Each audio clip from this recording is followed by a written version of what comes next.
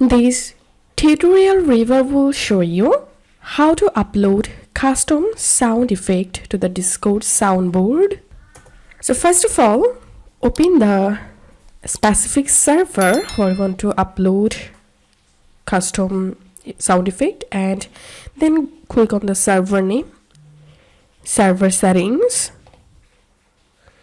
and select soundboard. And now click on upload sound, browse, and now select the sound effect you want to add.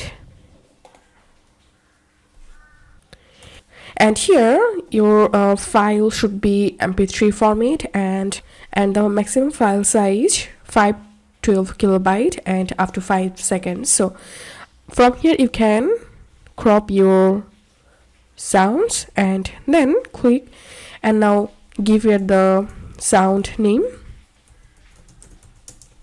You can add a related emoji.